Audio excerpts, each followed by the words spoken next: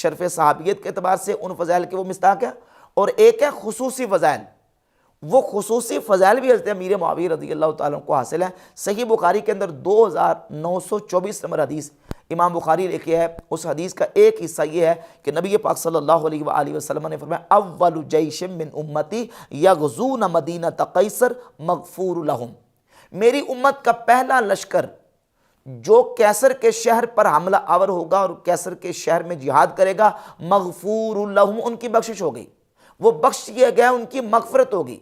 اس حدیث کا مصداق سیدنا امیر معاویہ رضی اللہ عنہ کی ذات اقدس ہے، بالاتفاق وہ ٹھہرتے ہیں۔ مرزا جیلمی پہلے اقرار کر چکا ہے، پہلے تسلیم کر چکا ہے، اور یہی جو حدیث ہے اس حدیث کو مان چکا ہے کہ یہ حدیث حضرت امیر معاویہ رضی اللہ عنہ کی فضیلت میں ہے، یہ ان کی منقبت ہے۔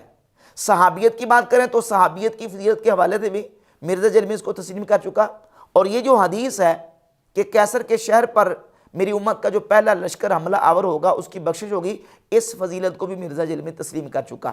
پھر بھی آگے لکھا ہوا ہے کہ یہ جو سمندری جہاد اول جو جیش ہے جو سمندر میں جہاد کرے گا، اس کس صحابی کو خوشخبری دی گئی تھی؟ جی یہ حضرت معاویہ رضی اللہ تعالیٰ عنہ اس میں شامل تھے۔ اس کے علاوہ صحیح مسلم کے اندر 6857 نمبر اور سنن ابی داؤد کے اندر سنن نسائی کے اندر یہ حدیث موجود ہے، اور یہ حدیث صحیح ہے کہ نبی پاک صلی اللہ علیہ وآلہ وسلم کے صحابہ کرام علیہم رضوان ایک مقام پہ حلقہ بنا کے اللہ کا ذکر کر رہے تھے، اور نبی پاک علیہ الصلوۃ والسلام کی ذات اقدس کے والے سے اللہ رب العزت کی بارگاہ میں شکر ادا کر رہے تھے۔ من علینا بکا، یہ الفاظ ہیں سنن نسائی کے اندر کہ اللہ رب العزت نے یا رسول اللہ آپ کو ہمارے اندر بھیج کے ہمارے اوپر جو اللہ نے احسان کیا ہے اس احسان کا رب کی بارگاہ میں ہم شکر ادا کر رہے ہیں۔ اور جب نبی پاک علیہ الصلوۃ والسلام کے صحابہ اس مجلس کو، اس جلسے کو سجا کے بیٹھے تھے، تو اس مجلس اور جلسے میں حضرت امیر معاویہ بھی موجود تھے۔ نبی پاک علیہ الصلوۃ والسلام نے فرمایا کہ ان اللہ یباہی بکم الملائکہ، صحابہ تمہارا یہ جلسہ اللہ رب العزت کی بارگاہ میں اتنا پسند آیا ہے کہ اللہ تبارک و تعالیٰ تمہارے اس جلسے پر فرشتوں میں فخر فرما رہا ہے۔ کس جلسے پر؟ کس محفل پر؟ جو محفل صحابہ اکرام نے سجائی تھی، اور اس میں حضرت امیر معاویہ رضی اللہ تعالیٰ عنہ بھی شامل تھے۔ اس فضیلت کو بھی مرزا جیلمی نے بھی تسلیم کیا ہے کہ حضرت امیر معاویہ رضی اللہ تعالیٰ عنہ کی فضیلت ہے۔ حضرت معاویہ رضی اللہ تعالیٰ عنہ مسجد میں آئے اور دیکھا کہ کچھ لوگ ایک حلقے میں بیٹھے ہوئے ہیں اور آپس میں مسجد کے اندر گفت و شنید کر رہے ہیں، تو آ کے ان کے پاس کھڑے ہو گئے اور پھر فرمایا کہ تم لوگ یہاں پر کس لیے بیٹھے ہوئے ہو؟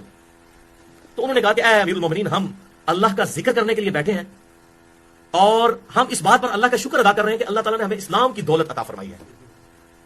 پھر حضرت معاویہ رضی اللہ تعالیٰ عنہ نے کہا کہ اللہ کی قسم اٹھا کر کہو کہ تم اسی لیے بیٹھے ہو۔ انہوں نے کہا اللہ کی قسم امیر المومنین اسی لیے بیٹھے۔ تو پھر حضرت معاویہ رضی اللہ تعالیٰ عنہ نے کہا کہ میں نے قسم اس لیے نہیں اٹھوائی کہ میں نے تمہارے بارے میں کوئی بدگمانی کی، بلکہ میں نے ایک سنت پہ عمل کیا ہے۔ ایک دفعہ ہم لوگ بھی اسی طریقے سے بیٹھے ہوئے تھے، اللہ، اور حضور صلی اللہ علیہ وسلم ہمارے پاس تشریف لائے۔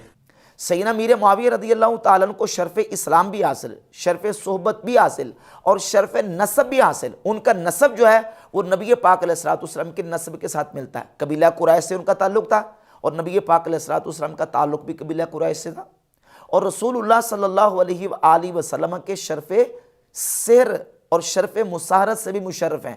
یعنی حضرت امیر معاویہ رضی اللہ تعالیٰ عنہ کی ہمشیرہ حضرت ام حبیبہ رضی اللہ تعالیٰ عنہ وہ نبی پاک علیہ الصلوۃ والسلام کی زوجہ ہیں، تو اس اعتبار سے نبی پاک علیہ الصلوۃ والسلام کے برادر نسبتی ٹھہرے، یہ بھی ان کو شرف حاصل ہے۔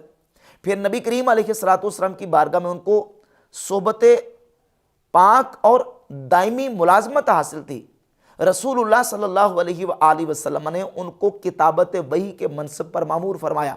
سیرت کی جتنی کتابیں لکھی گئی ہیں جہاں نبی پاک علیہ الصلوۃ والسلام کے کاتبین کا ذکر ہے، حضور علیہ الصلوۃ والسلام نے جن کو کتابت وحی پر، کتابت خطوط پر مامور فرمایا تھا، ان میں حضرت امیر معاویہ رضی اللہ تعالیٰ عنہ کا ذکر بھی موجود ہے۔ اب مرزا جیلمی پہلے تو تسلیم کرتا تھا کہ حضرت امیر معاویہ رضی اللہ تعالیٰ عنہ